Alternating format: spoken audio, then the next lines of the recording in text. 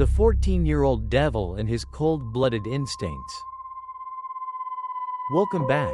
Today, we aren't talking about ghosts or urban legends. We're discussing something far more terrifying: the pure malice hidden behind a child's face. Imagine, your child goes missing.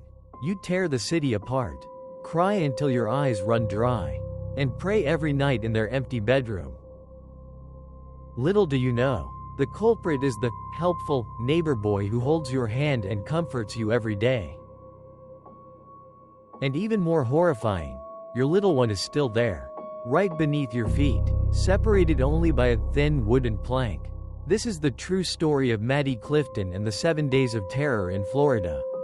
1998. Part 1.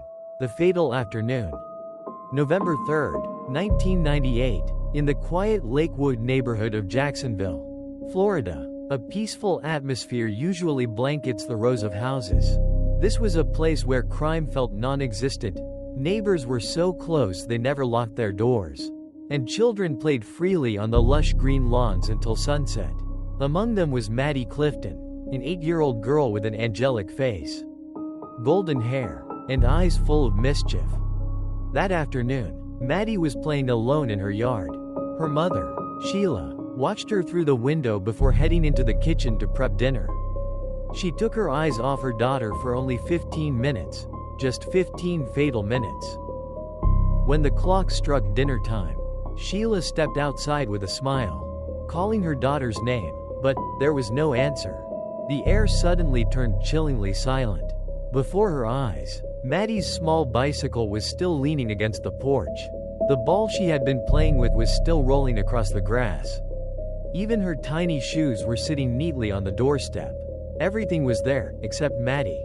She had vanished into thin air the moment her mother's back was turned. The chaos begins. The gentle calls quickly turned into desperate screams. Shattering the peace of Lakewood, Sheila ran frantically to her neighbors, searching every bush, but the only response was a haunting silence. Within hours, news of Maddie's disappearance sent shockwaves through the region. Hundreds of police officers, K-9 units, and volunteers flooded the area. Flashlights pierced the night sky as they combed through forests, searched manholes, and sent divers into the murky depths of nearby lakes. Every square inch of the neighborhood was scrutinized, but there was nothing, not a single clue, not a single trace left behind. Despair sets in. Police began to consider the darkest theories. A swift kidnapping? Did she wander into the woods? But how could a child vanish without a trace in such a crowded residential area? While the whole city poured its heart into the search, no one knew that right across the street, in the opposite house, a pair of eyes was quietly watching everything from behind a cracked curtain. A horrific secret was being kept in a place where no one, not even the most seasoned detectives, would ever suspect. Part 2. The Helpful Neighbor. During the Clifton family's darkest days, one neighbor stayed by their side with incredible dedication. That was Joshua Phillips, a 14-year-old boy living directly across the street. To everyone, Joshua was a good kid, quiet, gentle, and polite. He didn't just join the search parties, he frequently visited Maddie's home. Clutching Sheila's trembling hands and whispering in a sincere voice, "Don't give up. Ma'am, I promise I'll help find her." A heartwarming promise, but in reality, it was a cold-blooded lie. Initial police suspicion completely bypassed Joshua. However, following protocol, they searched his house 3 times. Detectives stood right in Joshua's bedroom, just steps away from his large waterbed, the prized possession he was so proud of. They asked if he'd heard anything strange. He looked them dead in the eye and calmly shook his head. Even the sharpest K-9 units were brought into the room. They barked anxiously a few times, but were quickly distracted by the pungent smell of the rubber mattress and food smells from the kitchen. The truth was right beneath their feet, perfectly concealed. For 7 long days, while Lakewood lived in terror of stranger danger, Joshua maintained a terrifyingly normal routine. He sat at his desk doing homework, ate dinner with his family, And every night, he slept soundly on that very waterbed. Imagine how frozen a 14-year-old's heart must be to breathe and fall asleep right on top of a buried. Agonizing truth. Real demons don't have horns. They wear the face of the nice neighbor boy everyone loves. Part 3. The Scent of a Crime. Time ticked on. It was now the 7th day since Maddie disappeared. As hope for the Cliftons began to fade, a suffocating tension was building inside the house across the street. Missy, Joshua's mother, started noticing unsettling signs from her son. Joshua was no longer the calm boy he used to be. He became irritable, withdrawn, and watched his mother with suspicious eyes. But what unsettled Missy most was a strange odor, faint, but persistent, drifting from the cracks of Joshua's bedroom door. She tried to convince herself it was just a dead mouse under the floorboards. Or perhaps Joshua had hidden some old food. But whenever she tried to enter the room to clean, Joshua reacted aggressively.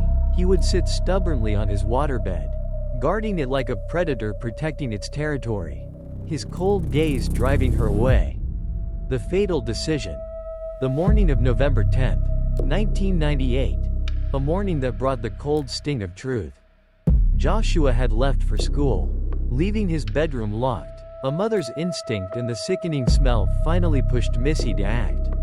She grabbed her cleaning supplies, took a deep breath, and pushed the door open. The room was pitch black, the curtains drawn tight. The smell was no longer faint, it was thick, heavy, and nauseating. Missy searched the closet, under the desk, nothing.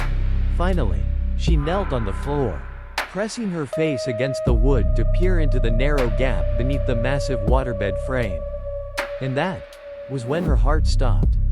Under the dim glow of her flashlight, Missy saw a puddle of dark, thick liquid seeping from beneath the wooden base.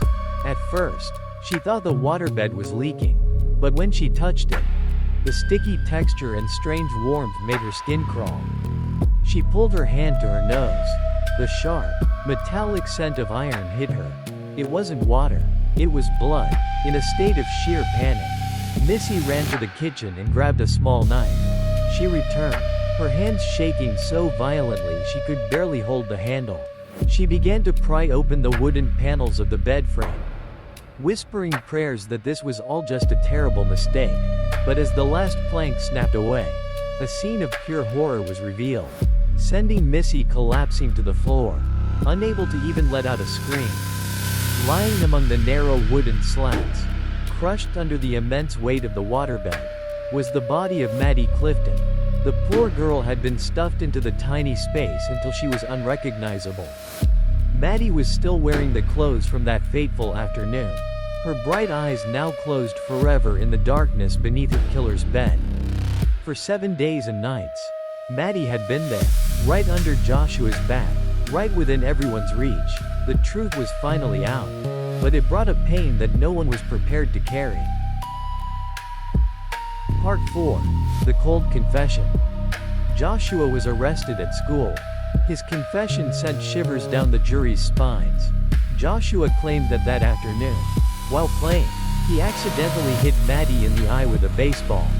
Seeing her cry loudly, and terrified that his strict father would beat him, Joshua pulled Maddie into his room through the window. To silence her crying, he hit her with a baseball bat, then used a knife. Afterward, he calmly tucked her body into the base of his waterbed. For the next 7 days, he slept on that bed. He heard Maddie's parents crying outside. He heard the police searching his room, but he remained as indifferent as if nothing had happened. Part 5. Conclusion and Reflection. Joshua Phillips was sentenced to life in prison without parole at just 14 years old. The case is closed, but the pain for the Clifton family will never fade. This story is a brutal reminder. Sometimes, the greatest dangers aren't far away, they lie in our own assumptions. Behind these walls, under these beds, the truth is sometimes more horrific than any horror movie. Thank you for following this story. Always keep a close eye on your loved ones. Don't forget to hit subscribe so you don't miss the next mystery from Boulevard Life. Wishing you a peaceful night.